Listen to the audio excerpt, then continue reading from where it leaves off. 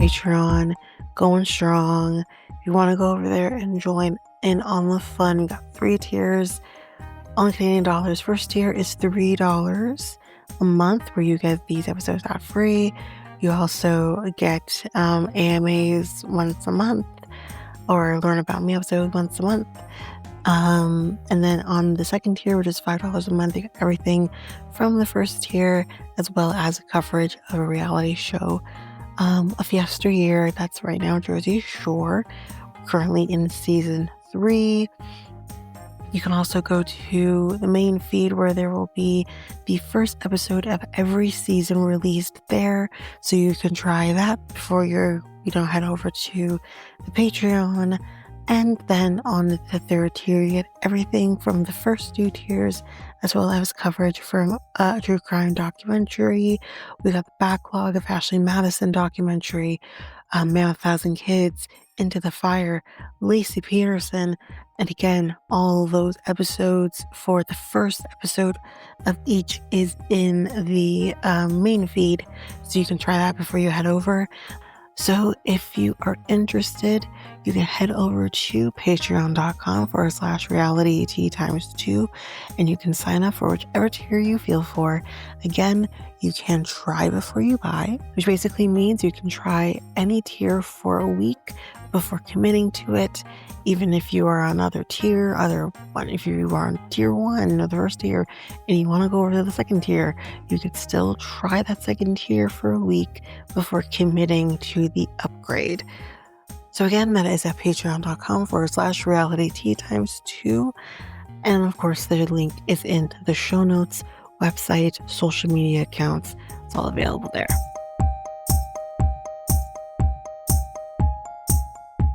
This episode is ad-free on the Patreon. So if you want to partake in that, you can head on over to patreon.com/realityt times 2.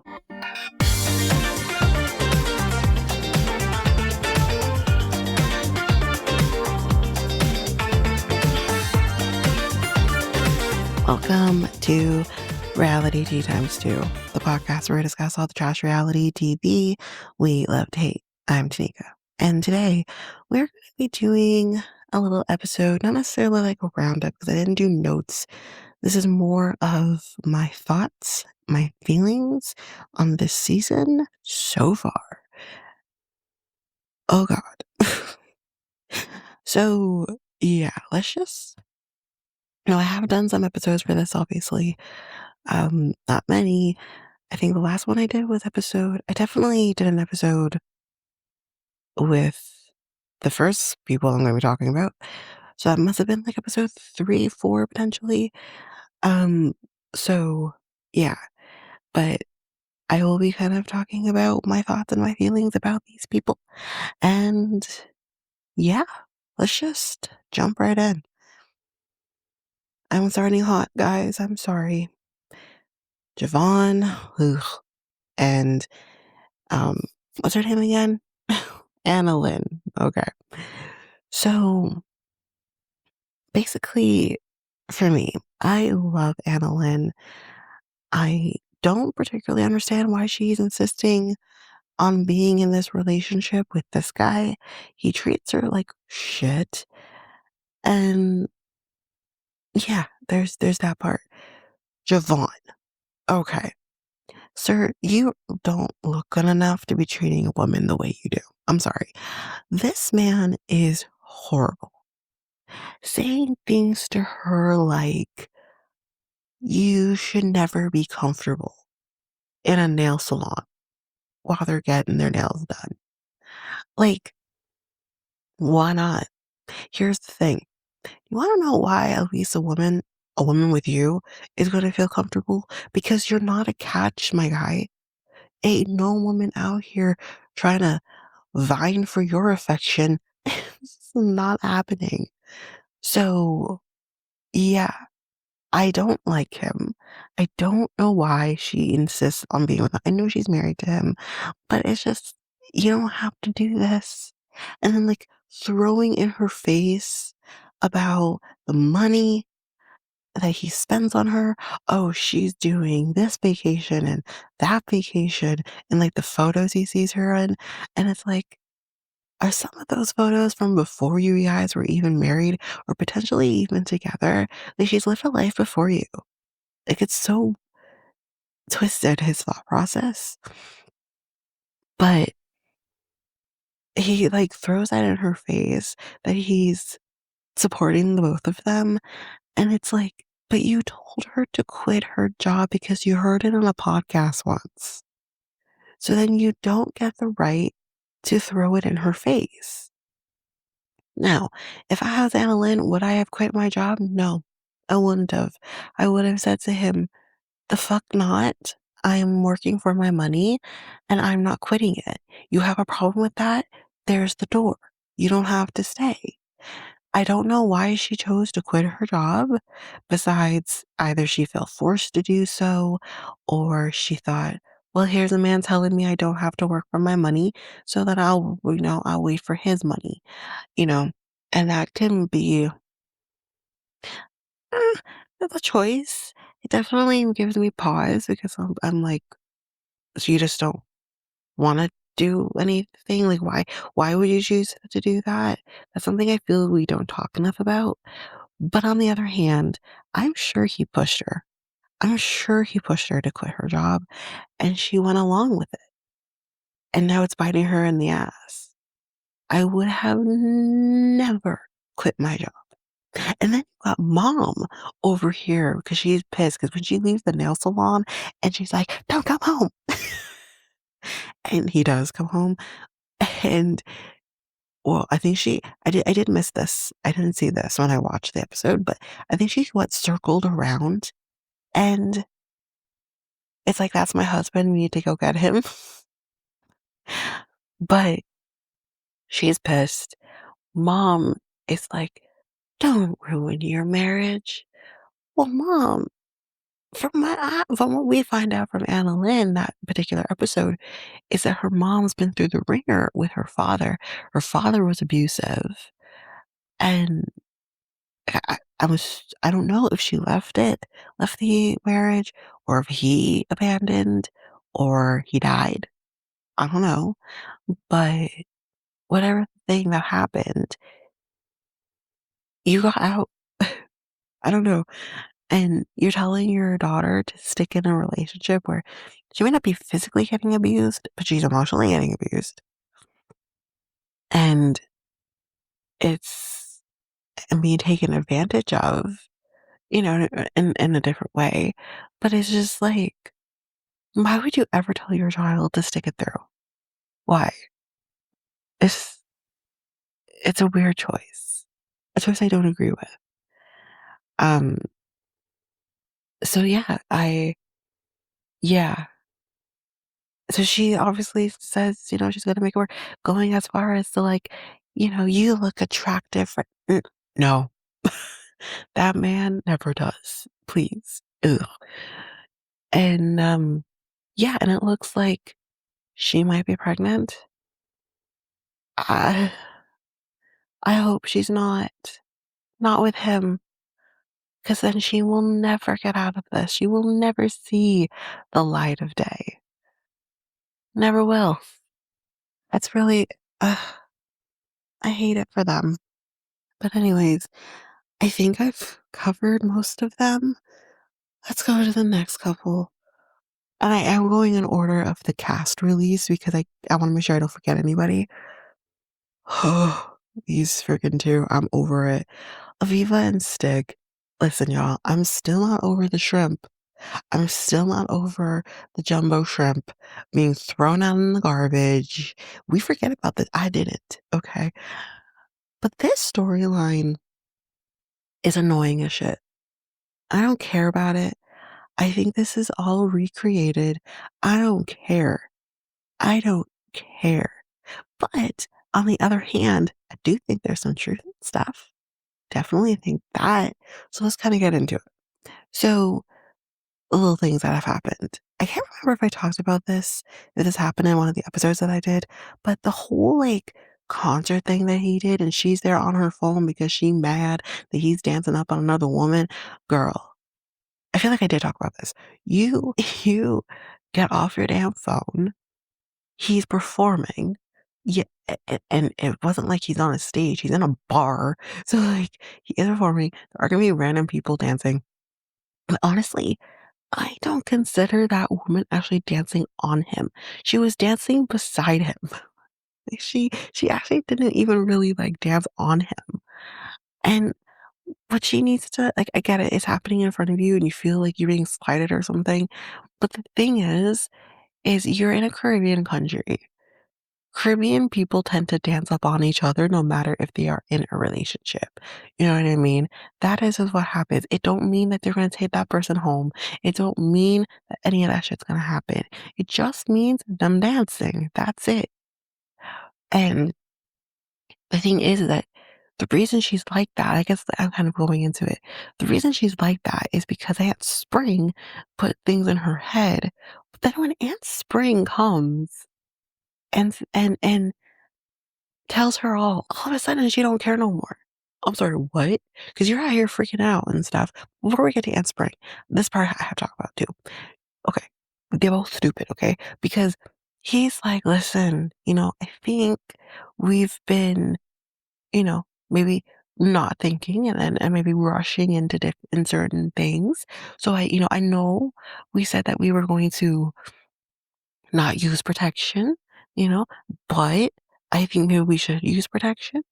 I'm just saying, because maybe we're not ready for the responsibility of what could come when you don't use protection. You've already been fucking without protection this entire time. And now all of a sudden you want to be like, let's use protection. What the fuck? And then okay, wait. We didn't know this, okay?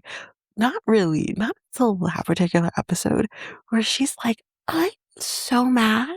Like, I'm a little upset that he wants to change things because we talked about that we wanted to have babies and that's why we were not using protection. Like, I actually want to try to get pregnant on this trip. What? What? Does no one think about the children? No one. Does no one think about the children and how that is going to affect the children when you go out there and get pregnant for a person who doesn't live in the same goddamn country as you do? Y'all not even engaged yet. So he can't even come up on a K1 visa. And do you think for a second he's gonna go on a K1 visa, leave Belize where he is famous? No, he's not. So what's the deal? What's the plan? Y'all not even talking about what the plan is. Is this going to be 90 Day Fiance or is this going to be the other way? We don't even know. Talk about 90 Day Fiance. I will talk about the new cast in a second at the end. So yeah, I just don't understand said choices that are being made. I don't be out here trying to get pregnant for a man. You've known him for 3 years, but you've only been dating for less than a year, and you're already talking about babies? What the hell? Just a bunch of dummies is what everybody is over here. But enough of that for a second. Let's get to Aunt Spring. Aunt Spring comes into the picture. He meets Aunt Spring and her niece or her former niece. How does that work? And because it's her ex-husband's by blood niece. And I don't remember her name. But anyway, Aunt Spring is like, hey, Stick, let's go have a little conversation inside. If you can stay here with my niece and y'all can talk. Let's go talk inside. And Aunt Spring is like, so, I know people, and you know that I've been, doing some investigations on you. Um, who's this? Is that you? So there was a picture of him with a person who he has his arms around, and they looking real cuddly wuddly in the picture. and him say, "Oh, she's a fan. That's it. You're real cuddly wuddly with this fan." You know, it looked like you know the fan intimately, but he denies that he knows this person or he's involved with this person. But let me tell you something. The look in his face when he saw the picture was that, oh shit, how do I get out of this? That is the look on the face. I know my Caribbean men. I know the face. So yeah, I'm just like, what is going on here? But she says, either you tell Aviva or I will. And Spring, you should have told Aviva. You should have dropped the bomb in front of Aviva. I don't understand why you took him aside and said, I'll give you the opportunity. No, ma'am, drop the bomb. I want to see the, you know what I mean? So he does tell her when they get back to the hotel. She is upset, I think. I don't know. She seems like she might be upset. I don't know. And, but she's like, I wasn't expecting this and I'm a little upset. Like you would not think she's mad. But the next day, her and Aunt Spring talk about it, and the niece is there too. They call the woman. I don't know if she answered, but I don't think she did. And ultimately, she comes out of this being like, I don't think Stick did it. I don't think he was. Because the other thing too, almost forgot about this. The other thing too is that there was something somehow. I think the niece said it.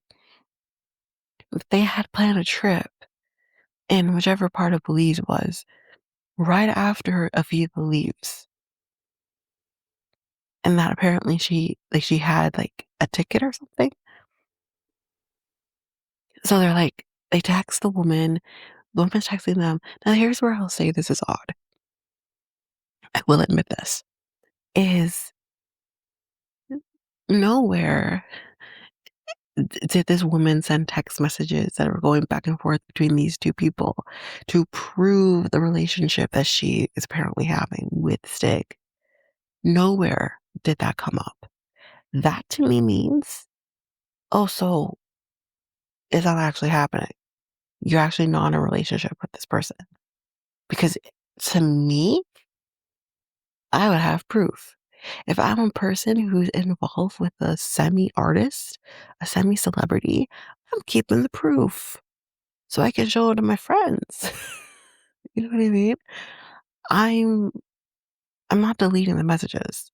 So where are the messages to prove that you're in a relationship with this person? But I still think Aviva's dumb because even if there was a wisp of cheating, I'm out. Well, on this guy, I'm out. But she stands by her man, and she's like, "No, I think he's good."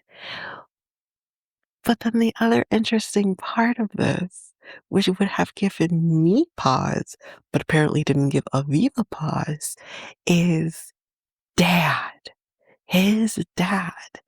When this information came out, he's like, oh God, you're doing it again. He knows his son is a player. He knows his son has been fucking all over the island and in Texas.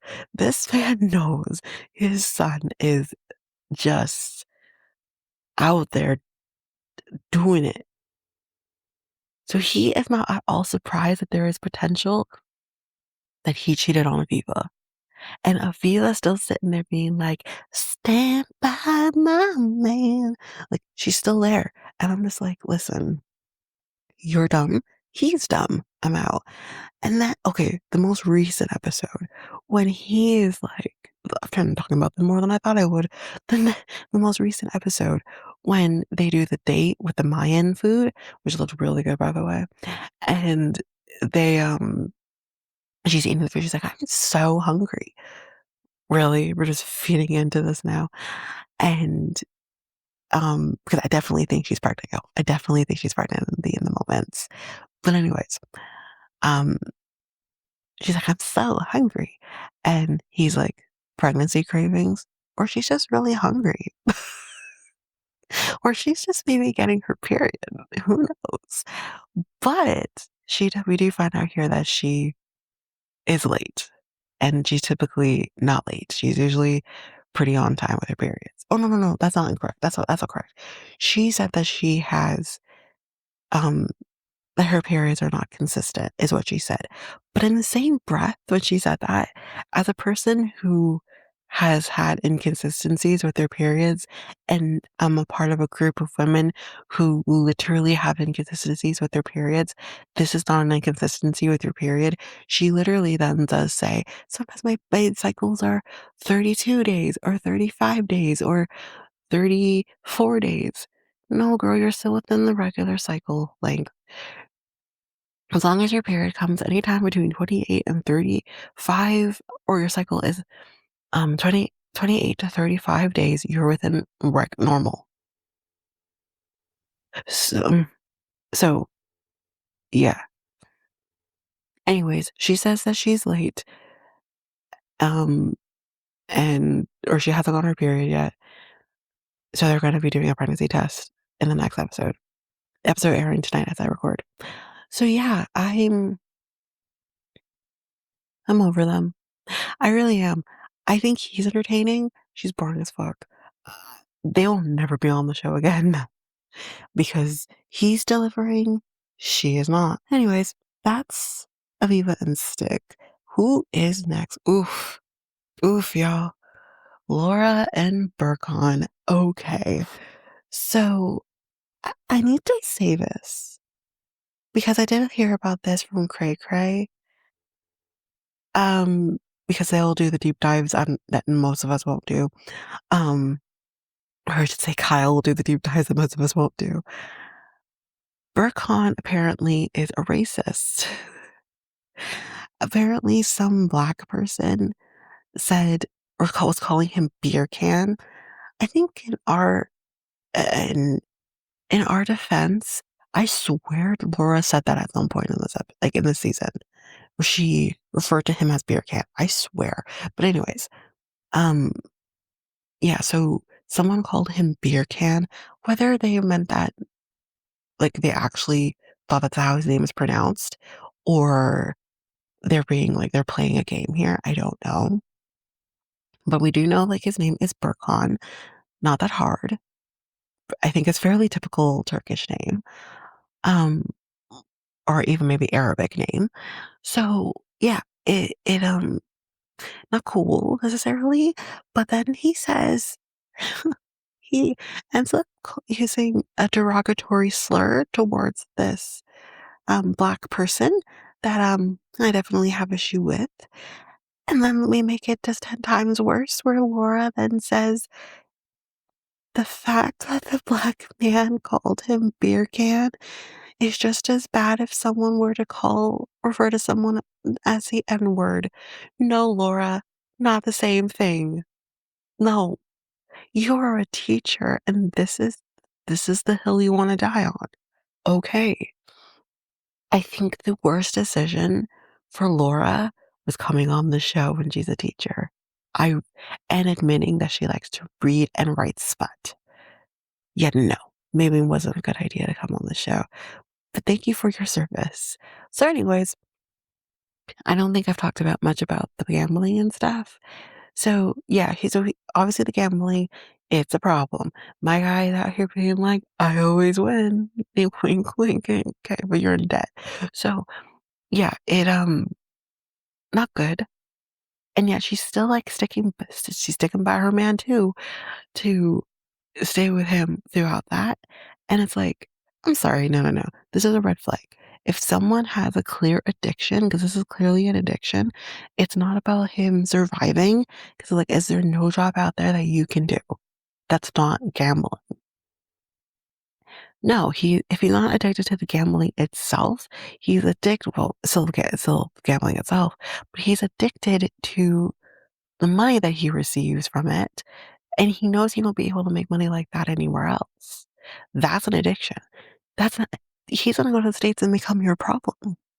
Like, what the hell is happening?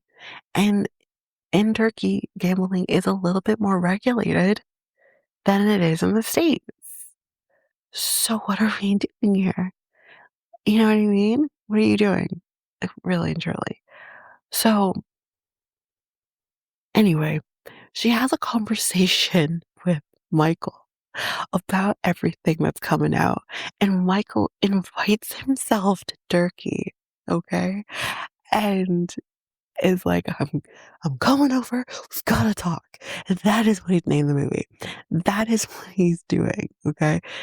And Laura, okay, wait a minute. Laura, okay, wait. Laura literally says to him, okay, let me talk to Burkon first before you just jump on a plane. My guy just jumped on the plane. She didn't even get a chance to tell him. And then when she tells him, he gets pissed, obviously. So, and then, and then when he gets there, and Laura's like, so he's here. He's landed in Turkey. He's gonna come by. Is that okay? He's like, sure, it's fine. Then he comes. Oh my God. And he sits down, talks to Burkhan. Burkhan apparently, oh, so okay, wait. Irk. Michael's like, hey, what are you watching? Scarface. Now, I didn't catch this, and I don't know if Burkhan was that diabolical, but people have said out there, and I think it's funny, not funny, but funny, that he chose Scarface because of the scar on his face. That I hope he didn't, because that is mean. But if he was that smart to think about that, that's that's that's something. But anyways, I don't think that's why he chose Scarface. I think he chose Scarface because say hello to my little friends. That's what he chose here. And he's like, you like violence? And he's like, huh? He's like, you like violence? I like violence. I would have been like, whoo, out the door. Laura, you're on your own. Like, what the hell? This guy literally like, you like violence? I like violence. Like, no, bye. It was nice knowing you. That's what I would do. So, anyways, they all go out. Let's show him Turkey. It's my country, blah, blah, blah. And, this is kind of where they have the conversation about the cameling and all of this. And it seems to go fairly okay. Although I was concerned about that really bricky wall in the background because we learned that Burkhan likes violence and everything. But anyway, it seems to go fairly okay. No issues there. Not too bad. I just want to skip ahead because when they do the pool by themselves, the two of them, Burkhan and Michael, and we find out, first of all, we think that Laura and Michael have been friends for a long time because it's posed that way, but apparently they've only known each other for a year and a half. It's a very new friendship that they have here.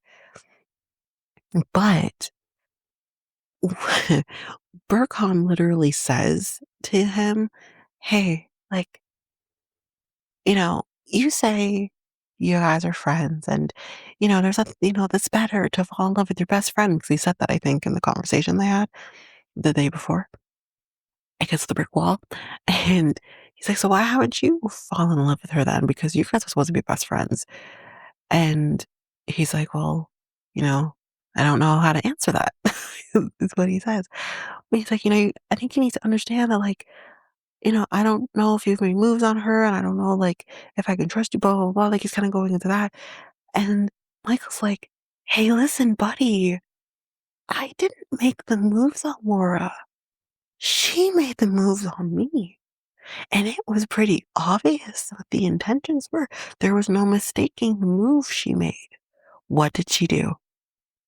Did she did she just go straight to like giving him oral? Like, what did she do?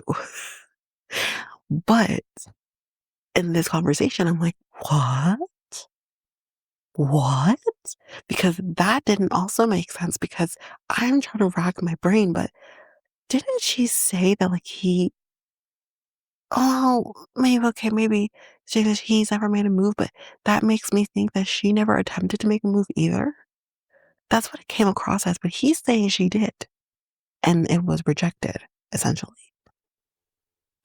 I do not know, but I've heard many, many a theory. Where I land, I don't freaking know. Do I think it's possible she could have made a move and he rejected her? Sure.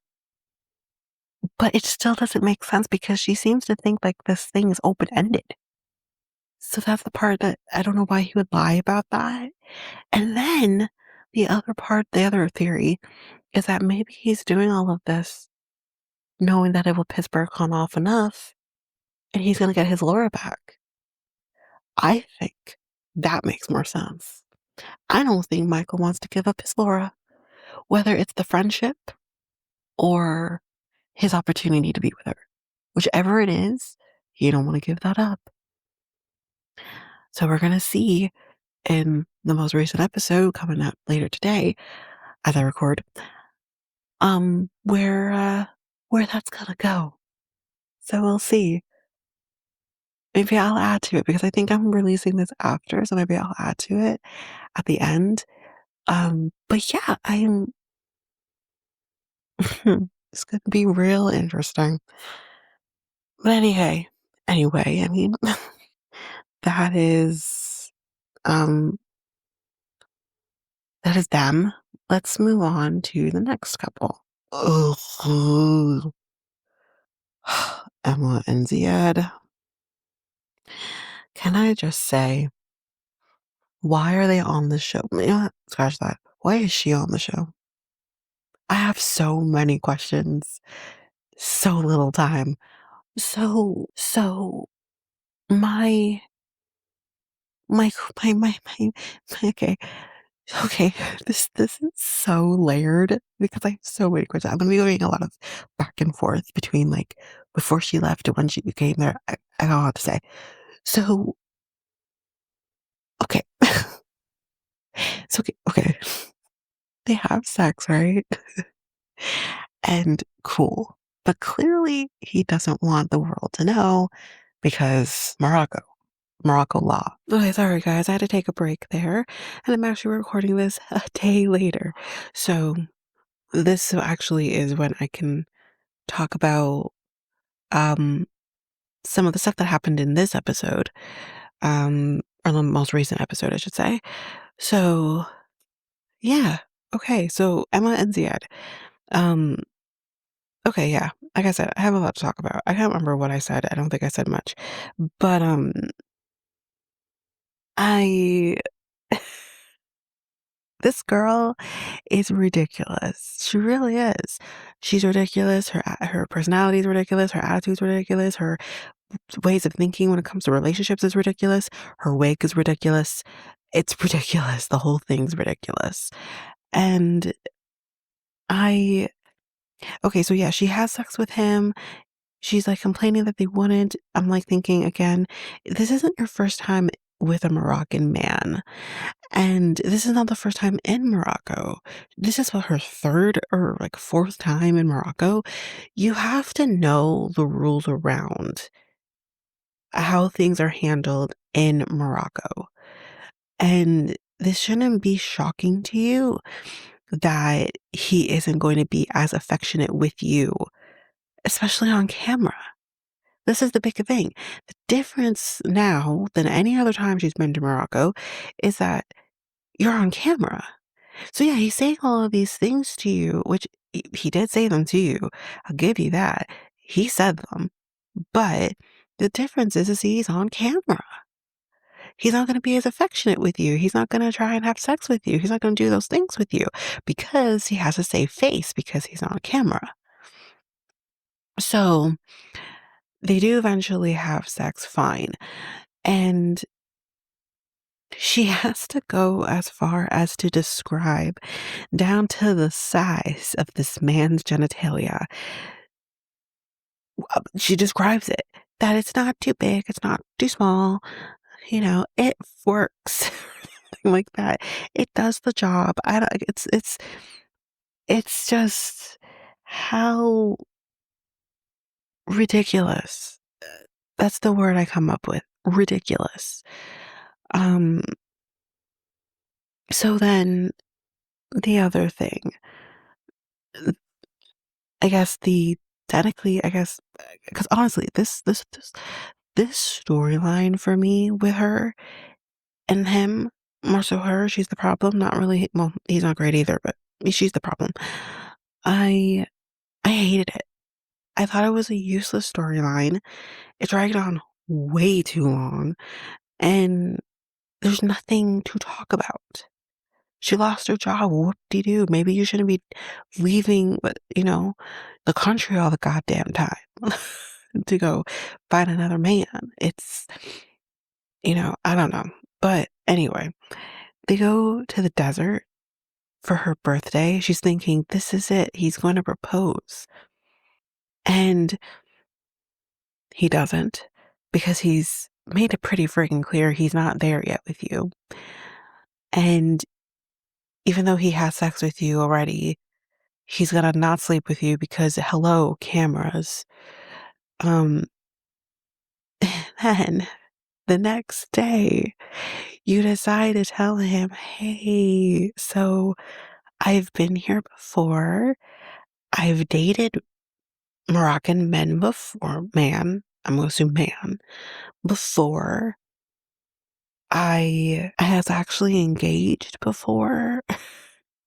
And the thing is she had opportunities to tell him this prior to this conversation, and she chose not to.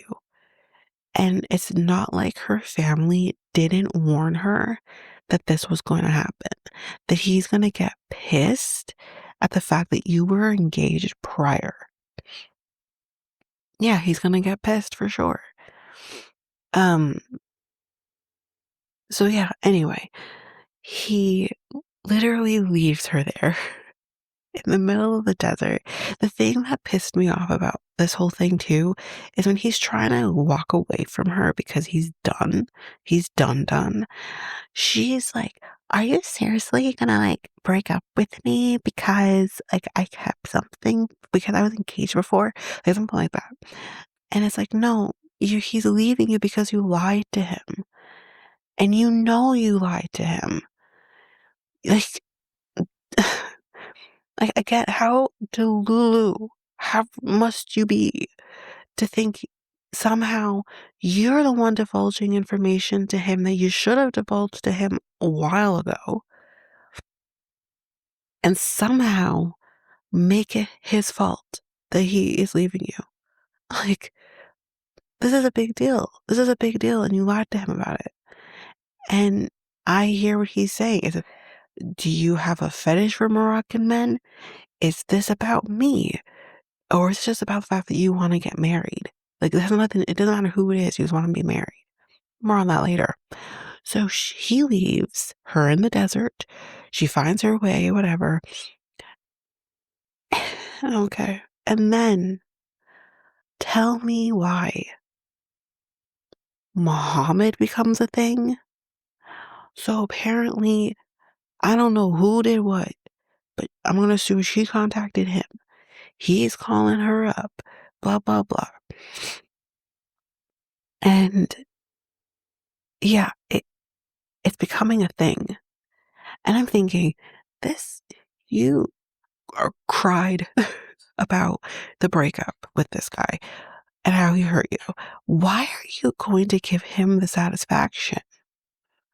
It's weird. It's weird behavior. So I guess so she basically decides, okay, I'm going to go to Casablanca because that's where he is and go see him.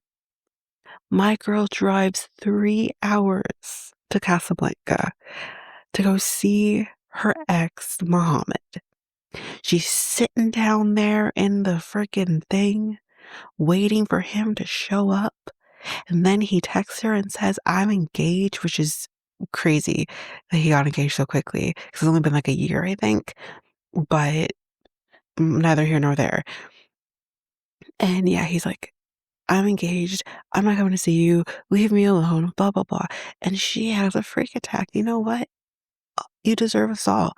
You deserve everything that's coming to you because you really believed that this guy wanted to be with you. So It's crazy work. This girl, she's crazy. She really is. And she gets mad and she's like, how is he engaged before me? So again, this goes to show you personally, I think she thinks she's better than everybody. And she, like, she's owed something. It literally feels like she is, like, she thinks she's owed something. And it's crazy work. She's crazy. Oh, but I missed the best part. So she had her engagement ring that Muhammad gave her the entire time. She left Los Angeles to go to Morocco with the engagement ring that Muhammad gave her while she was going to see another man. Make that make sense, because I don't understand. So you, so she puts the ring on while she's taking her 3-hour trip to Casablanca. And it's like she puts the ring on, y'all. She puts it on. She explains herself away by saying, well, I just figured that, like, maybe I could get some closure on this trip while you're with another man who didn't know you were engaged to another Moroccan man. Make that make sense. It just feels so weird. So then she throws the ring into the ocean. Also crazy. You could have just pawned it, but whatever. And everyone's watching her because she's like, this is the new beginning. And then she just like throws it and everyone's around her looking at her like, who the fuck is this crazy bitch? It's, whatever. So then the most recent episode, I missed the conversation. I'm getting the feedback from my mom because I didn't see the conversation. But she stayed in Casablanca, I guess, because it's 3 hours. She goes back to Marrakesh. She's actually going to be um going to, did I say Marrakesh? That's right, right? I have Nicole in my head who would say, what would she say? Because whatever she says is wrong. Marrakesh. Oh my God, Marrakesh. Nicole's in my head. Marrakesh. She goes back to Marrakesh. And I mean, I guess I don't know if they have other airports. I feel like they probably do. I don't know. But she's going back there. Maybe that's where she needs to be. Who knows? But she says, I have one more thing that I have to do before I leave because she's leaving. She's had enough. And I'm thinking, what the hell do you have to do? And I could tell by the preview that it was going to be Ziad. So it is Ziad. And from my understanding with this conversation was a nothing burger, but I don't know what she was expecting from him. I don't know if she thought maybe he would forgive her and take her back. I don't know. But it was just a nothing burger of a conversation. This whole storyline was a nothing burger.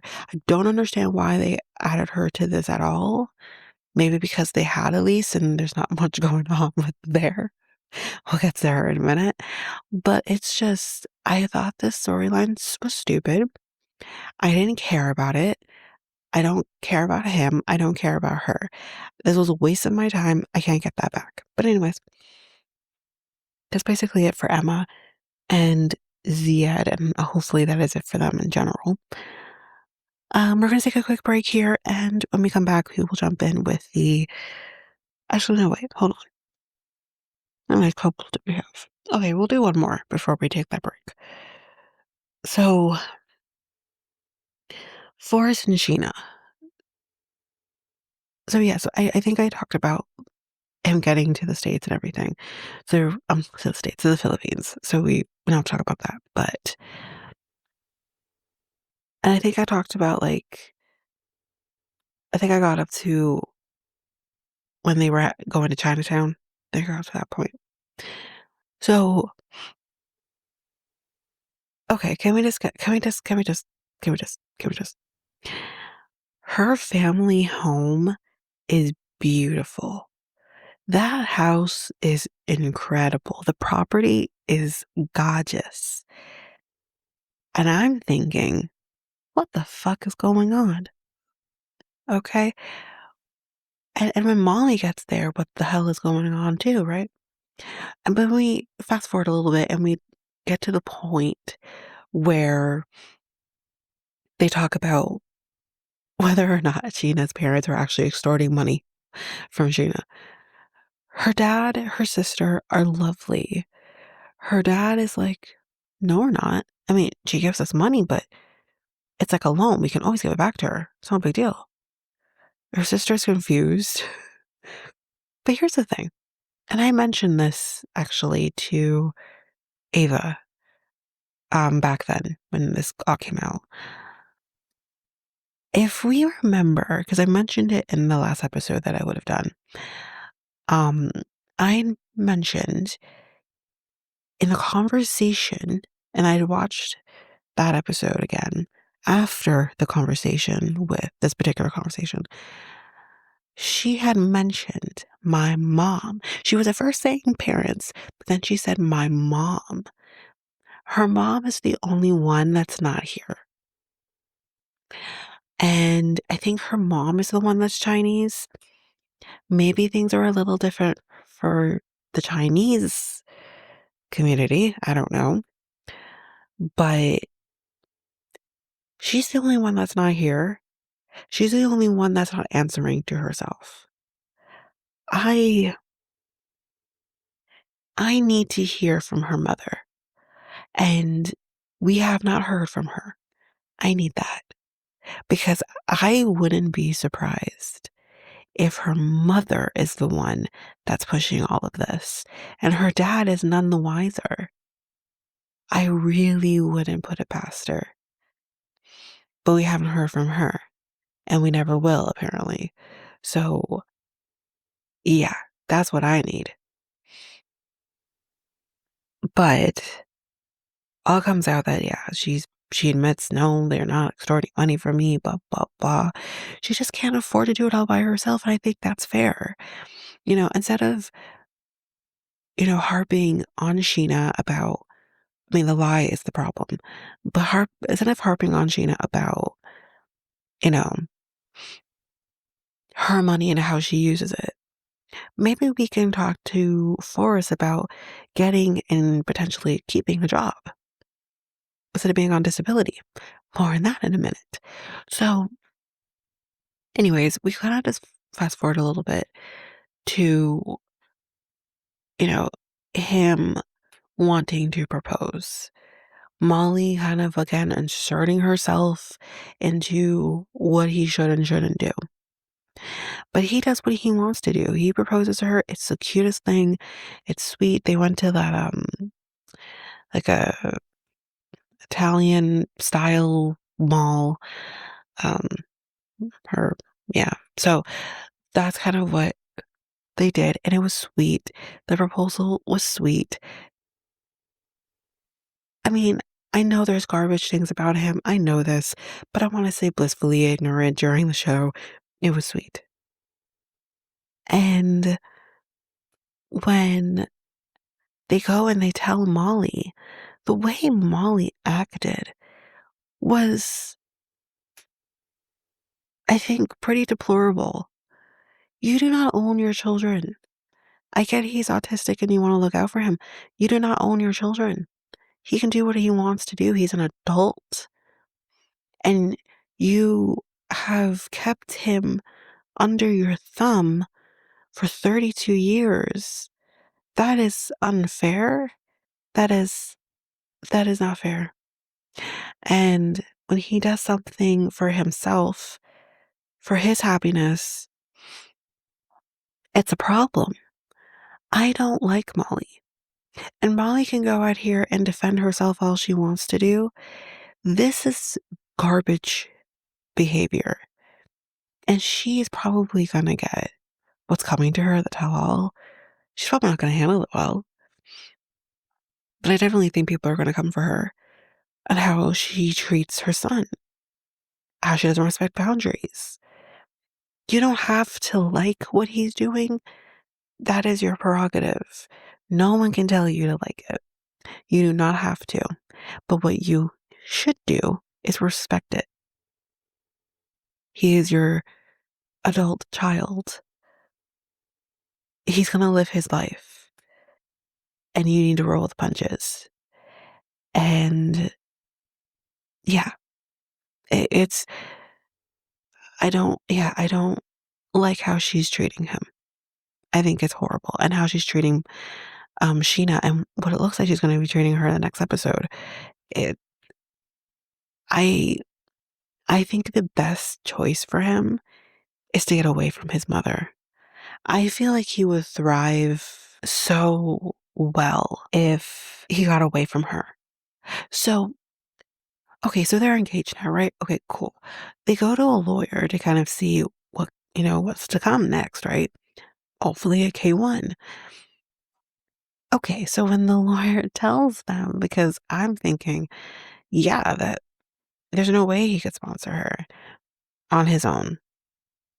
He's going to need Molly to do it. After this conversation that they have just had, something tells me Molly ain't going to do shit. And Molly probably never was going to. He probably always had this idea that he would be able to sponsor her. Yeah, so the lawyer tells him, yes, so disability benefit is not income. And I mean, that's what I would have figured. Now, I listened to Cray Cray at the time of this episode aired, and I think there are special instances where it can be considered a salary or income, but I don't know. I don't know. But here in Canada, that's not considered income. It's just not considered income. It's income in the sense where you have to claim it on your taxes for sure, but it is not considered proper income if you're trying to sponsor somebody.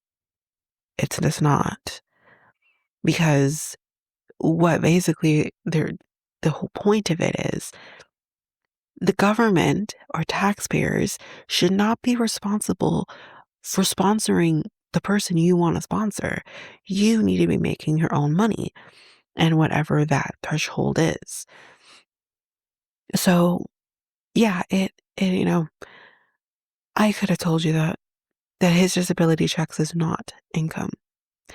So this is what they told him. And now they're thinking, well, what do we do? Because the only way this is going to work is if they either have a cosigner. The only person who appears that would ever be able to do that for them is Molly. Molly ain't going to do it now. Or he moves. But of course, I'm sure moving to a foreign country is going to be interesting for him, especially with him being autistic. We don't know if Sheena's autistic. It never comes up. But maybe she's neurodivergent of some sort. I don't know. Um, but yeah, like I'm sure it's going to be a lot for him to figure that out and adapt and all that. But the one thing I found interesting with what he said was, and my mom, my mom's not gonna want me to go. I hear him on that. No parent really wants to be separated from their child, and I understand that. But like I know if I was in a similar situation, I probably wouldn't feel comfortable moving because I have my mom who has her health concerns. She's not married, she's a single person. And then there's also my dad who also has the same, has his own medical issues as well. I wouldn't feel comfortable leaving. But that's not the case with Molly. She has Dev. And she's not going to be alone. She's not going to have her child, but he'll visit. You can visit. Like, it's not that big of a deal personally. And, but he's still thinking about her.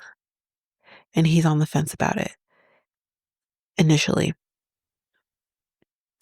Okay, so the most recent episode, because I don't think we had another episode with them until this last one. Okay, y'all, so they've done it. They're no longer virgins. Now listen, with what we know they've seen each other before. maybe 2019, I believe. And they most likely had sex then. You can't tell me that they didn't. Sorry, you can't tell me that. They definitely had sex then. But anyways, we're going to go with the ruse and say they are no longer virgins. And saying things like, I'm happy we didn't break the bed. And oh my God. And then when he said it was more wet and sloppy than I thought it would be. Listen, we all have sex. We know it can be wet and it can be sloppy, but I don't need you telling me that. I really don't. And then when he said, oh my God. And then when he said, you went on top and you took charge, I'm like, oh my God. I mean, sir, you don't. And I know it's his autism and he cannot help himself. He has no filter. I get it. I'm gonna need you to have some form of filter, please, because this is too much. So, anyways, that's happened. And now he's pussymatized. And now he's thinking, we could figure out paperwork later. You're my wife. Now you're my wife because I have inserted my penis into you. And I would think it would make more sense that I move to you. Molly's gonna lose her shit. And we get that in the next episode. So, anyways, I mean, I think I've covered the gist of Forrest and Sheena. Now we're going to take a break here. And when we come back, we will jump in with the brother couple. Hi, everyone. So I have a new product for you to partake in. One that I'm going to share with you, and that is Be Believe. So, Be Believe in the power of playful learning. So, dive into the world of wonder with Be Believe's rich collection of animations, catchy songs, playful coloring pages, hands-on activity sheets, and engaging ebooks. Each element is thoughtfully crafted to captivate young minds while reinforcing positive behaviors in a fun and meaningful way. Whether your little one is watching a magical adventure, singing along, coloring their favorite character, or reading an enchanting tale, every moment is packed with joy, learning, and imagination. So if you go to our unique code or link in order to not only support Be Believe, but also support the podcast, you can head to be-believe.com/reality2. So that's www.believe.com/reality2. So that is REALITEATWO. And the link is also in the show notes where you can also link to that. So head on over to Be Believe with our unique code link, and you can unleash good behavior through enchanting tales, where imagination and good behavior unite. Thank you, Be Believe, for supporting this podcast. Now, back to the show.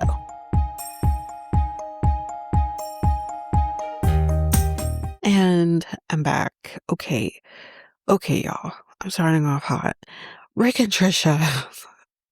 Rick and frickin' Trisha. Okay, I hate him. Can I tell you how much I hate him? I fucking hate this man. I cannot remember if I talked about his little cheating thing. But let me tell you, I'm going to talk about it real quick just in case I did and I don't want to go over it again. But this man, because she didn't talk to him for 5 days, it's like we forgot about this, didn't talk to her for 5 days, He goes out to Colombia, of all places. He couldn't even find a woman in Los Angeles.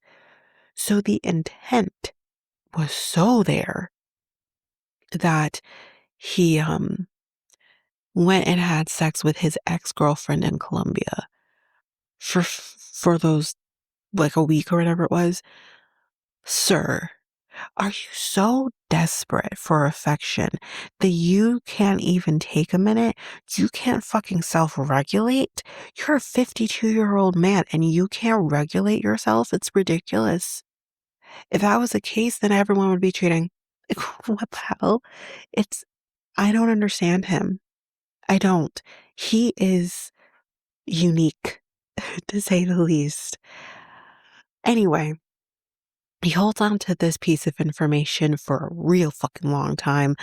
Meanwhile, he has to talk about splash pads and the whole bit. It's again, 52-year-old man.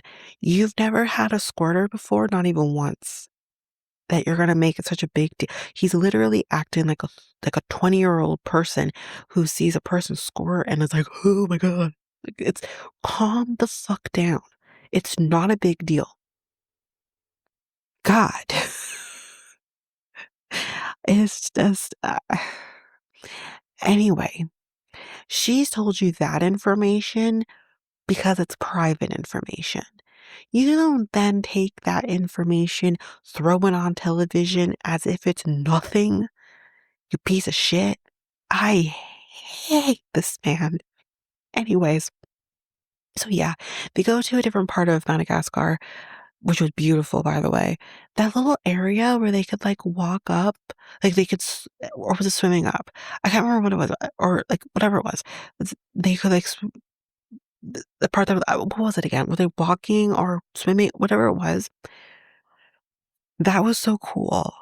Whichever it was, because I can't remember now, 'cause it was so long ago. So much has happened since then. But it was very cool. It's a very beautiful part of the country. Um, so okay, so then he takes that opportunity while they are there, days before he's supposed to be meeting her father and her family, and says to her, "So I've got a secret. I went and had sex with my ex-girlfriend in Colombia, not even in the goddamn States, not in the US of A, Colombia. And I did that during the 5 days that you weren't talking to me." So she says, "What the actual fuck?" Everything she told him then was what had happened, because she said the same shit again. So she's telling you the truth. And you're still cheating on her. Fuck, women can't win, can we? So she says, I can imagine for her in that moment, like, I told you everything. I told you the truth. Yeah, sure, I wasn't talking to you because I was going through shit, as I've told you, but you still cheated. Like, what? So obviously she's upset. She literally tells him, "Don't fucking touch me. Don't look at me. Don't even breathe in my direction." And I wanted her in that moment to end it. Do not take this man to visit your family. He isn't worth it. And yet, she does. I'm sorry that that's on her. I don't know why she did that. Oh, and I didn't forget this. Almost forgot this part because this part's important for what's to come next. When they have a conversation about children, because let's remember she's about 25, 26. She wants to have kids. Not only that, but it's cultural to have kids. Um, and she says, like, "I wanna have children, like, I wanna have children of my own." You know, you have 5 or 6 already. Well, right? Is 5 or 6? Is it more? Whatever. He has a chillion children. Let's do more, you know what I mean? What's the big deal? Um, and he basically tells her, "Well, I don't know if I wanna have more kids." Sir, you are a 52-year-old man. I imagine maybe you don't want to have any more kids. What are you doing with the 25-year-old then? Like, why are you here with her?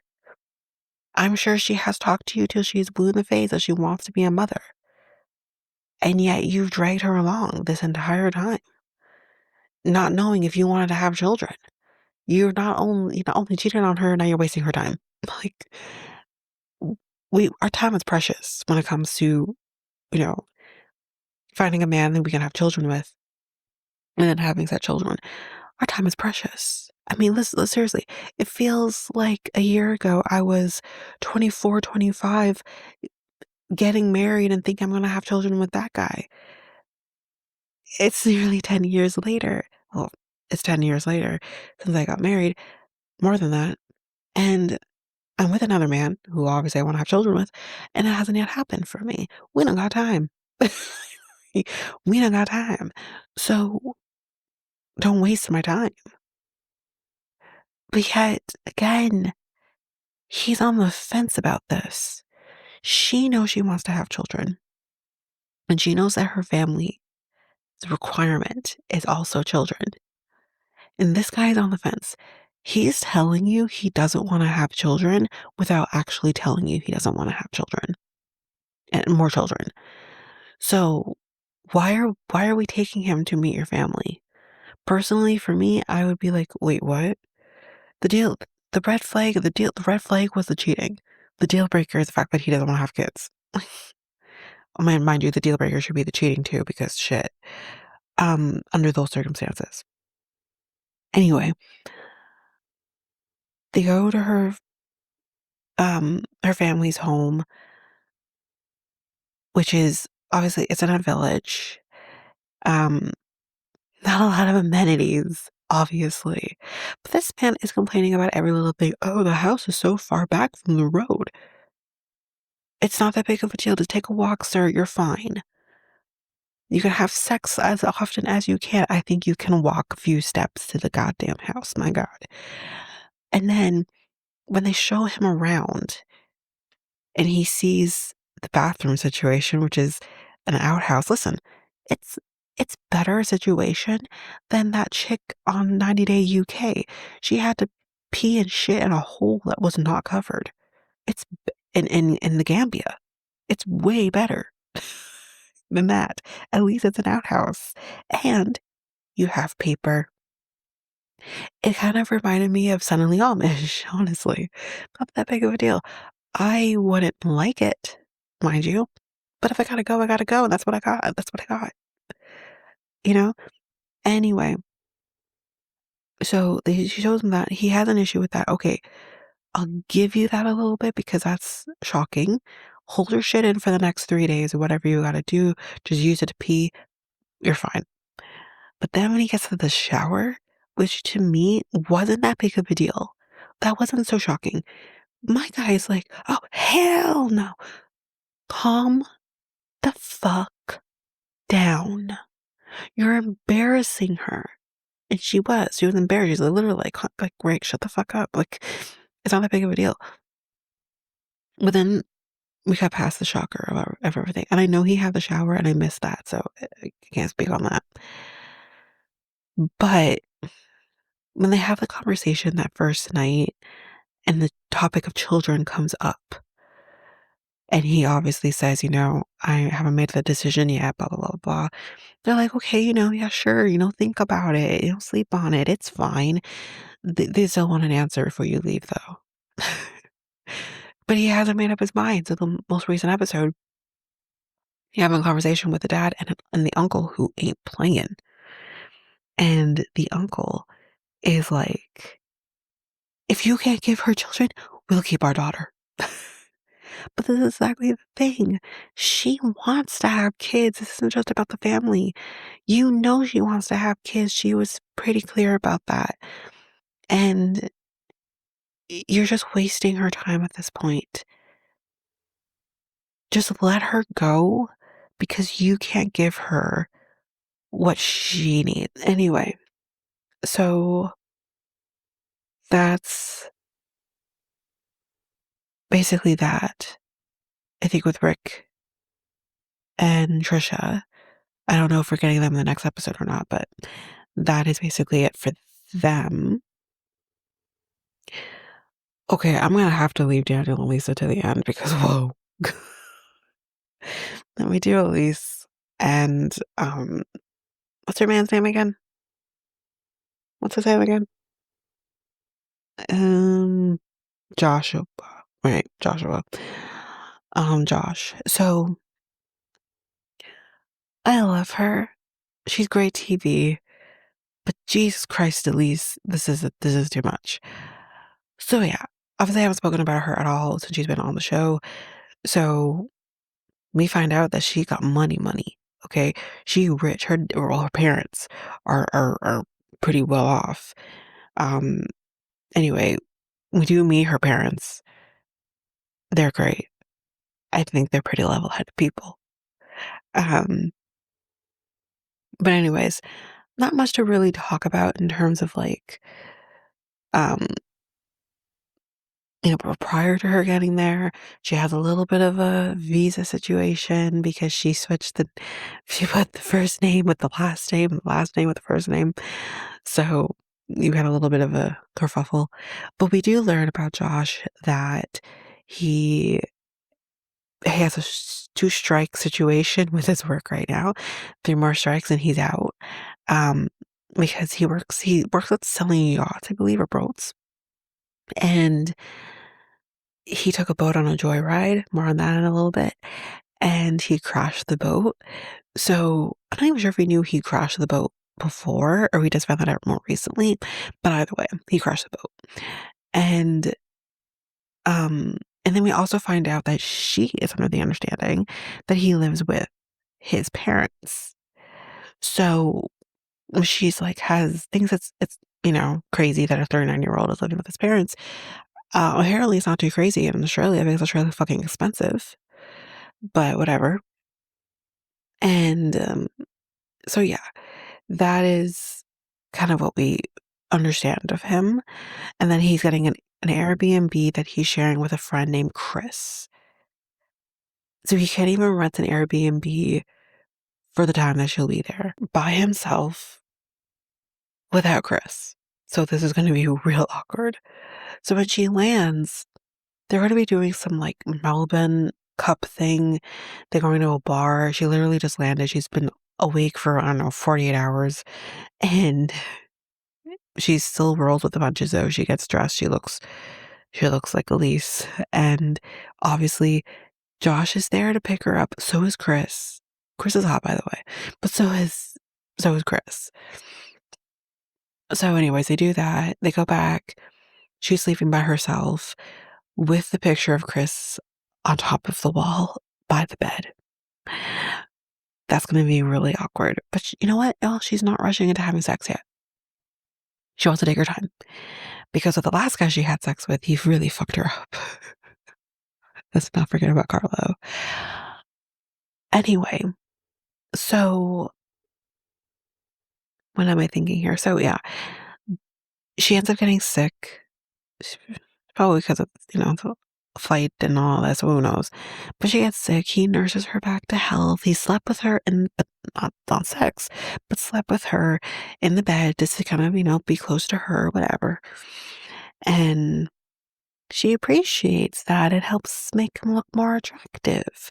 They go and have a great time with each other out on the beach. It's fine. And they get back and he's giving her a little massage on the couch in the living room. And then in walks Chris. See, this is why you can't have a roommate because that's weird. And then because this is actually common area, maybe we could have done this in the bedroom. Anyways, that throws her off. But don't worry, y'all. They managed to have sex anyways. Not doggy style, so they didn't have to worry about the picture on the bed, behind the bed. So, there you go. Um, but anyways, I need to fast forward through all of that because we're getting to the juicy part of her storyline. So, we end up finding out that Joshua doesn't actually live with his parents. He lives with his best friend, Nat, who is a woman. That's who he lives with. Now, it ain't great that he lied to her about this. I think it adds a level of suspicion that you lied about it, but he says they're strictly platonic. There's nothing there. She's helping a friend out. No big deal. She's paying for all of the rent. I don't know if he contributes anything at all to the household, but she's helping him out. And it was supposed to be temporary. But the problem is that Elise didn't know about this because he lied about it. So he does tell her. She doesn't take it well. But Elise loses her shit a little bit here. They do meet Nat and another friend. Of course, Elise is dressed like Elise. And they're like, oh my God, boobies. Meanwhile, the one friend is wearing like a see-through dress. But anyways, I digress. So she says, I just found out that like he's living with you. Like, can you talk to me about that? Because like I didn't know about that. And she's like, yeah, I was going through a hard time in my life and I just needed some companionship. Wrong fucking thing to say, Nat. And and I just, he needed help, so I offered him and, I pay the rent and blah blah blah, like blah blah blah. And I think that's what throws her off the most is like, why is this man, who's my man, living with this woman rent free? And now you're supposed to be her emotional support animal? It's it's weird. But he does explain to her, like, there's nothing going on. It's strictly platonic. But I do have to ask him, and it could be very simple as he knows Elise and he knows she'll freak out. But I question, why didn't you just tell her? Because that makes me think you're hiding something. Um, but again, it could be just as simple as knows Elise and she knows she'll freak out. But anyways, they explained to her there's nothing platonic. It's all platonic. There's nothing else going on here. This is just a living arrangement. And she can't let it go. She can't let that go. And when she calls her parents to talk about it, we find out that she's been through some hard times. We did hear about a relationship where the guy, like, I don't know, stole her identity or something, or took advantage of her. We heard about that. But what we didn't hear about is that she had met a man. She was 19. Um, she moved to Florida with him. So that's how she ended up in Miami. And they were very happily in love and they were engaged. And then she found him dead for reasons that she said that she didn't know that he was kind of dabbling in. That makes me think it could have been potentially an OD. And it's like she is kind of marrying the two situations here of I have trust issues because my now dead fiance lied to me about this. Where it's like, wait a minute, are you mad that he died? Or I can understand that you're upset that you didn't know about it, but it seems like a weird response when this is about your dead fiance. Usually, yes, you can be angry about it. You'll work through those things though. You'll be angry about the reason. You'll work through it. You'll get over it. Get over the reason. Not so much over the death, but over the reason. But I feel like she hasn't figured that out. And she's like holding his death over him. And so, yeah, I thought that was an interesting thing. But when she talks to her parents about Joshua and the lies, her parents are even like, hey, it's fine. Let's give him a chance. Let's not jump to conclusions. Even they're, because they know their daughter, even they are like, this isn't that big of a deal. So, anyways, we fast forward a little bit more to the most recent episode. Um, well, actually, I can't even quite do that yet. Very quickly, when she has a conversation with him about, I don't want like you to take advantage of me, but because you're taking advantage of her, she would say things even to Nat about she has like this emotional hold over you, and blah blah blah. or financial hold over you. So the biggest thing for him is that she thinks I'm going to take advantage of her. Like, I'm not going to take advantage of her. I don't take advantage of anybody. And she doesn't know the conversations that were had about this little arrangement. Maybe he said he would offer to pay something. Maybe she said, no, don't worry about it. You do not know the conversations that were had, and you're jumping to conclusions. So he's upset about that.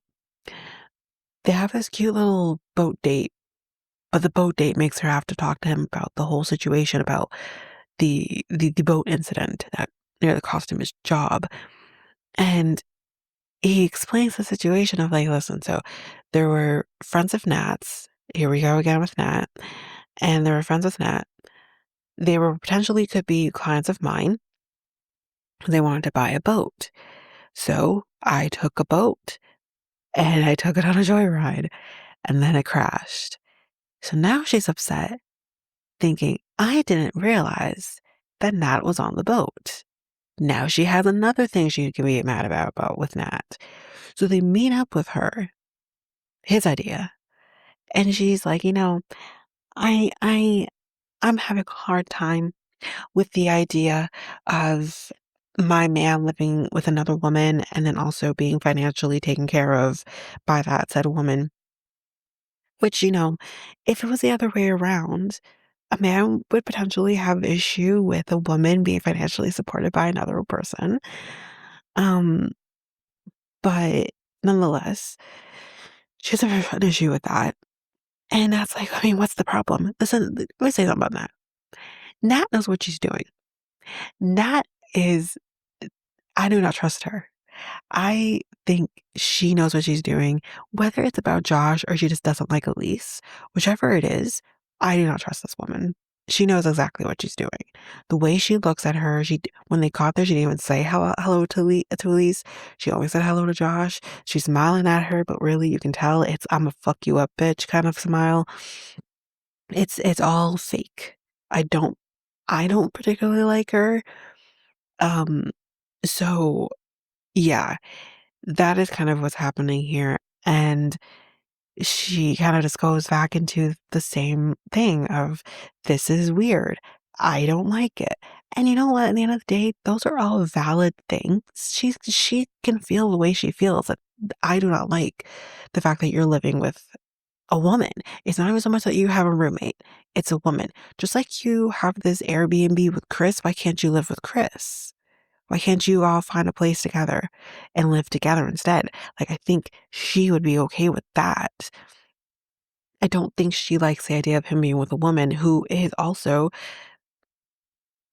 technically supporting him. So, and I think it's not crazy for anyone to think, is there something going on? Because ain't no one living for free these days.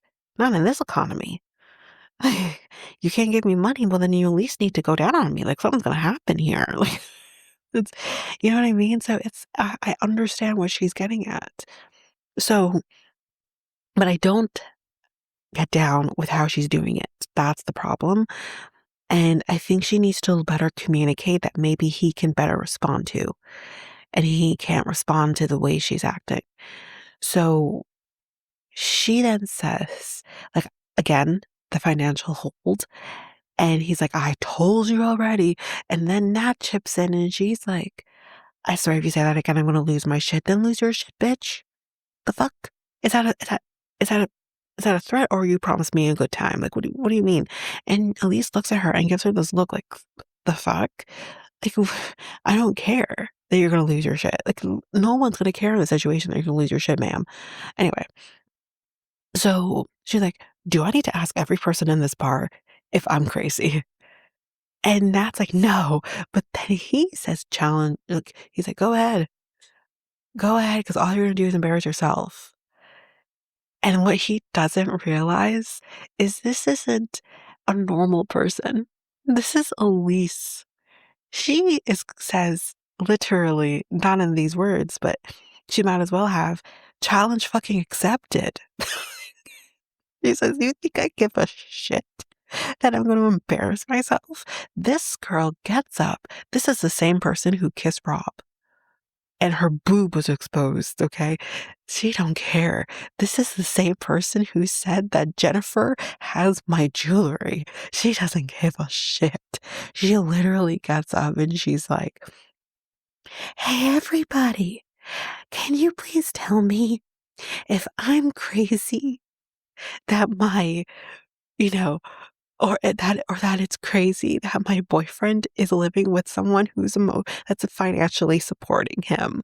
And everyone pretty much in the bar is like, "Yeah, that's crazy." And I'm like, wow. So all it does is fuel her. She's like, "Thank you." Like that's all it does is fuel her. And then I don't know what Nat said. She said something, or she told her like you're a fucking psycho or something like that. She's saying that in front of her, and Elisa's like, "Fuck you, bitch." And like I said, I don't like Nat, so I don't care. But Nat gets up because she's embarrassed, and he goes. She leaves. Elise leaves. Then he goes, and instead of going towards Elise, who's supposed to be his girlfriend, this speaks volumes, y'all. He goes to Nat instead. And that also pisses Elise off. Here's the thing. Do I think that there's something currently going on between them? I don't know. I don't think so. Do I think they've had sex in the past? Yes. 100% they have. You cannot tell me that they haven't. I'm sorry. You just can't. Um, we don't know how long this separation is going on for. They could have even had sex when he first moved in. We don't know. So I do think something has happened at some point.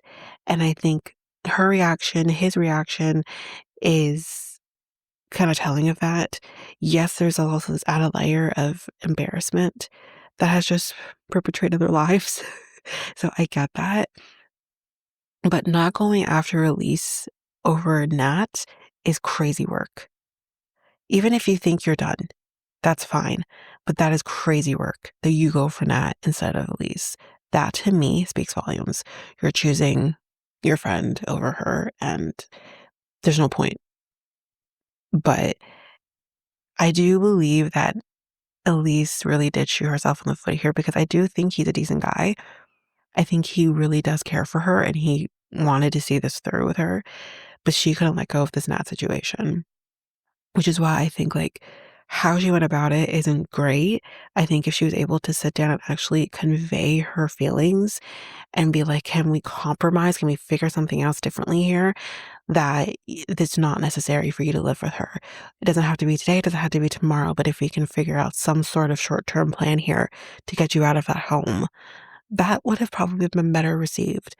But the problem is that I don't think Elise is very much equipped with how to properly communicate with people, honestly. Anyways, I've talked about this way too much. That's it for Elise and um, and Joshua. All right, everyone. So I'm coming in a little later to record the final couple in this. But before we do, I just wanted to say about Elise.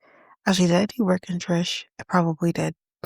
Um, I do want to say this as well about Rick and Trish before I get back to Elise and Josh. But Rick's an idiot. Rick's a goddamn fool. And honestly, I have to say, Trish, like, Trisha, I think that's what Trisha's her name. Trisha, I feel like this man is telling you who he is multiple different times, and what more do you need from him? Really and truly, what more do you need? Enough of that. Very quickly, Elise and Joshua, because they were the last couple I talked about. Her little outburst. Who in here can tell me if I'm crazy or is my boyfriend being financially supported by another woman? And funnily enough, people agree with her, but I wonder if they agree with her because they're scared of her.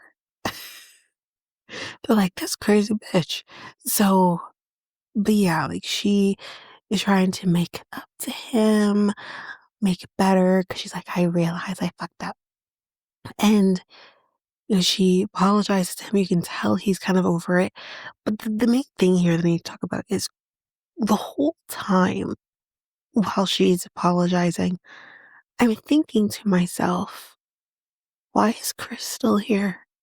Why doesn't Chris get up and be like, I'm gonna leave you two to it? He just sits there and watches this whole thing. This is so weird.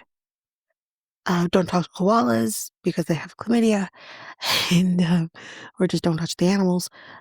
And then the whole situation with the not the white stuff I expected in my mouth. Oh my god. Sure, ma'am. Great. Thanks for that. Now, anyways, we're done with that. Let's go to the final couple here, and that is the gift that has kept on giving in this season. And that's Lisa and Daniel. Now, listen, Lisa's a scammer. Daniel is believable to the point where I'm like, give him the visa. Give him the visa. Give him the Oscar. He's won it. Like, this is, whoa. There's so much to discuss with these two that I don't even know where to begin. Okay, I'll find a place. Okay, so number one, these wigs, my God. The wig in the final scene here, I'm like, it's seen better days. But when she also takes the wig off at one point, he's like, what the fuck? he he can't even handle himself. Like, don't look like that in front of my friends. Oh my God. But then the other thing, because I gotta get to the juicy aspects of their storyline. I will be here forever. The poor girl, the poor woman. I shit myself. I've been shit, and then I shit on Daniel. She literally shitted on Daniel. She shitted on Daniel. And Daniel is just like, she shit on me. And all he's thinking in this moment is, I gotta get the visa. I gotta get the visa. Like, seriously. Again, the man deserves it. They go and they see, before we talk about the big thing, they go and they see the quote unquote king. I'm sorry, what coming to America scene did I just step into? Like, I'm literally here seeing James Earl Jones doing his thing, and then I'm going to see a woman coming out here hopping on one foot and barking like a dog. I'm like, what is going? And then he has a stuffed lion. I'm just, I fully believe that these people are punking the shit out of her, but she doesn't know that they're punking the shit out of her. This is fucking fantastic. Um, Apparently he is a real king, but like he's also an actor. And I'm like, that tracks. Anyway, that whole scene was an amazing thing to watch. And but anyways, we go back to the shitting. They go to do like dinner, and this is where she's gonna tell him everything, or is she? She doesn't tell him everything. She only tells him, so I gotta tell you something. After I shitted it on you last night, I need to break some literal shit to you. I've been married 5 times. Daniel was like, oh, okay. You know what? It's fine. Because you know what? Those were none of those men were your true husband, if only he knew. And now you found your real husband. So it's fine. It's fine. Well, I also need to say that I'm technically still legally married. And he's like, I'm sleeping with another man's wife? Well, if only he knew. And he's like, I'm sleeping with another man's wife. He's like, basically, this could get him like kicked out of his community. Like, this is bad. And anyways, he wants nothing to do with her. He doesn't want to be anywhere near her. They sleep in separate rooms. She's like, you know what? I had booked this thing prior to all of this. This romantic getaway. I swear I booked it before all of this. No, you planned this. You planned when you were going to tell him. And then you planned it around this vacation, quote unquote, that you booked in order to soften the blow of what you were going to tell him. Don't bullshit me. Anyways, they go to this thing. He literally wants to throw her into the den of a spider. He's like, oh, there's a spider. Take her. It's hilarious. And Anyway, they seem to be having a decent enough time. He says, "I'm not sleeping with you until that's figured out or something." We talked to my uncle. We're like, "Why do we talk to your uncle about everything?" Because this is an elder, and this is the person he has to go to. It's cultural. Anyways, they have a decent day, riding a bicycle, and there's like nobody around. It's real nice. And then, and then she's like, "So something I need to tell you." He's like, "More? There's more you need to say?" Yeah, well, about the whole sleeping with another man's wife. Actually, I'm married legally to a woman. I've been with women for the past 21 years, and that's that. So when his eyes were as wide as they did, he's like, "You've been sleeping with your fellow women?" And it's like, "Don't touch me. Don't come near me." And she actually has the audacity to kind of be like, "If he doesn't love me for me, then fuck him." Ma'am, here's the thing. Do I think it's okay for him to be like, "You are blasphemous because you've been with women"? No. But on the other hand, this is their culture. This is something you just don't see, right? In in African culture. You just don't see this. It's there. 100% it's there. But there are also still countries in Africa where this is illegal, being in same-sex relationships. I don't think Nigeria is one of them, but it could be wrong. But, yeah, so this is just not typical, number 1. Number 2, you've been lying to him the entire fucking time, and you wanna be on your high horse about, like, "Oh, fuck him." No, ma'am, you never told him. Maybe if you were just honest with him from the get-go, he probably would have been like, "I'm so good." But at least then you know, and you can go on with your life and not fall for this person who can't who is incapable of accepting who you are, because it's just not something he can do. So, that's on you. And, yeah, like, she's the liar, not him. No, no, well, not in this case. Anyway, now that it's all out there, we're gonna go talk to uncle. And uncle's like, "Well, I asked you if you were done with your fellow women. You said yes. You lied to me." Well, technically, she's been separated from her wife for like 9 years. So technically, she's been done with that fellow woman. But we don't even know, like, has she been with women since that one? Has we know she hasn't been with men. 9 years is a long time to not be involved with somebody. So has she been celibate for the last 9 years? Or has she been with her fellow woman for the last 9 years? We'll never know. But yeah, anyways, she says, "It's over, blah, blah, blah." And I'm like, "Well, we're gonna have to go and see like the priest to get acceptance from the ancestors. So here's what you're gonna need to do. You're gonna need to buy a goat, some yams, and there's something else. Come with money. I can't remember. Anyway, they go do that. We're seeing the same priest we've seen from earlier who said all's gonna go good. Well, shit didn't go good.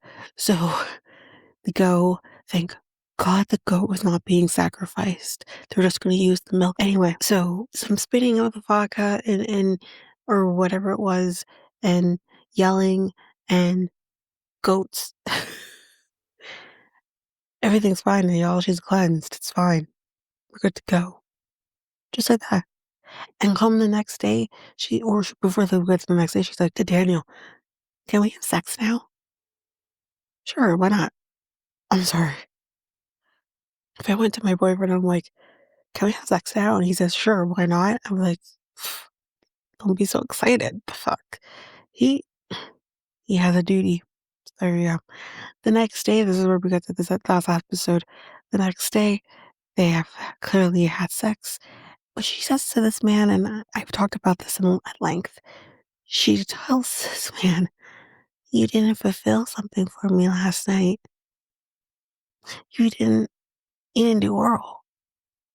So basically, she's like saying to him that it's an expectation that he does oral. Bam, number one, I wouldn't be begging another man or any man to perform oral on me. They do because they want to. I'm not gonna beg you for it. Um, Number two, you're in the wrong goddamn country if you want to have this expectation that the man you're going to be with is going to perform oral on you. I know American men can be a little more fluid with that, and that's great for y'all, but that's not typical for a lot of countries.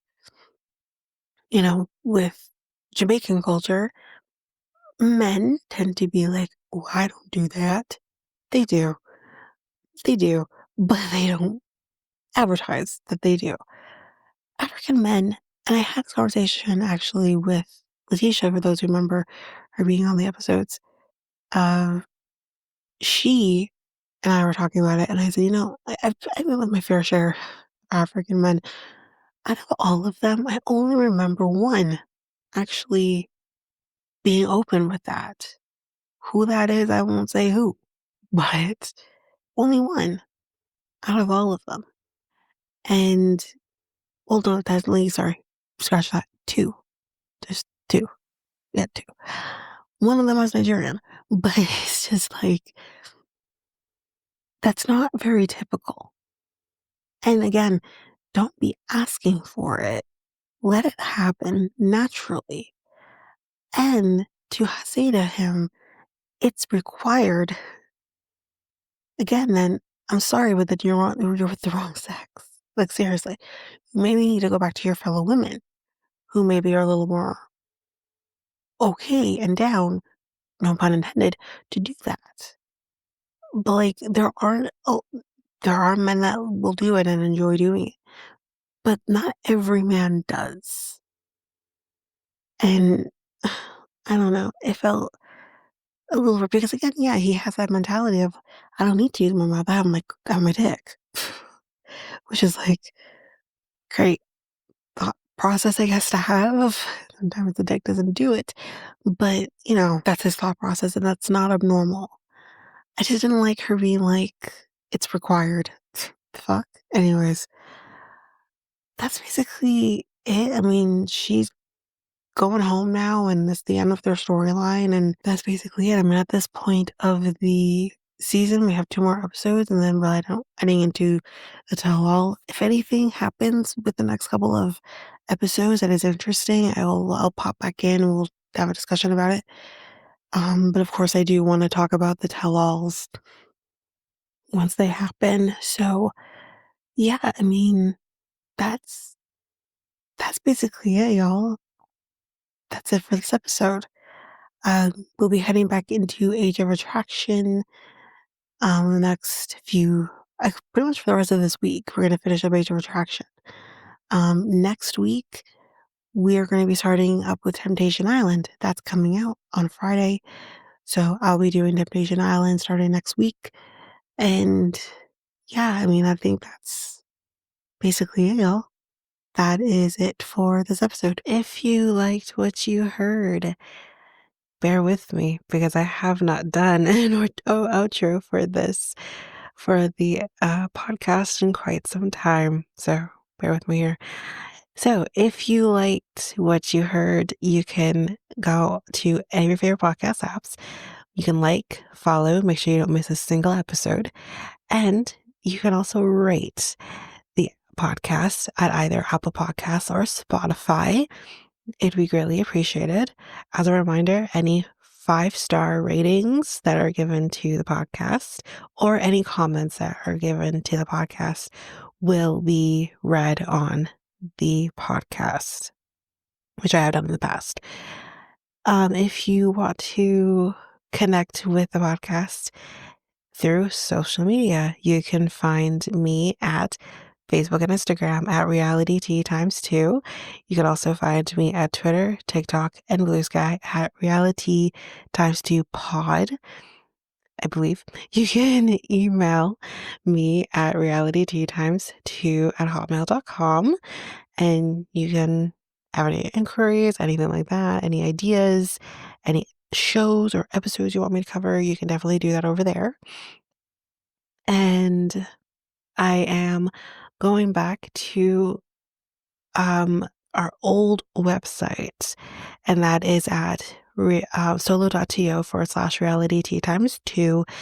There you can get any of the links to anything that I didn't mention here, any of the socials, website, email, all of that. It's all there for you.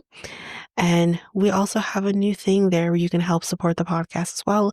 It's called a tip jar.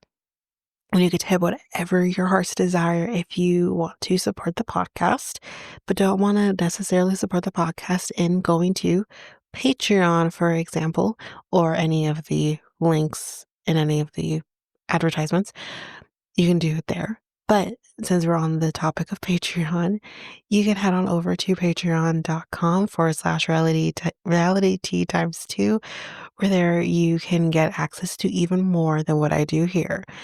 There are 3 different tiers where you can get these shows ad free, as well as our next tier up where you would get um, another reality show that's being covered. So, we have Jersey Shore that's been getting covered. That's still being covered currently at the time of recording of this outro, but the future is bright with what's to come in the future, which I will be discussing, or I have discussed. I don't even know. And then also our next tier is a true crime tier as well. So you can definitely head over for that. But that is basically it. I will also just quickly mention here too, if you're interested in a different take of a podcast that I'm a part of, where we do things a little differently, you can head on over to Next Take Podcast, where I usually drop bonus episodes here on this feed, but there you get a lot more.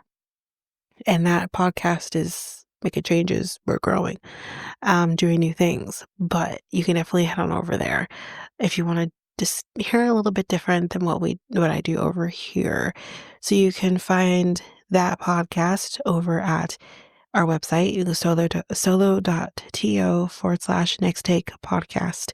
And there we'll have all the links to your desire that will link you to any of your favorite podcast apps or YouTube, Spotify, Apple Podcasts, all of it. Social medias, it's all over there. But of course, you can still find that podcast at any of your favorite podcast apps. But that is it for this episode. We'll see you next time with another episode. Bye, everybody.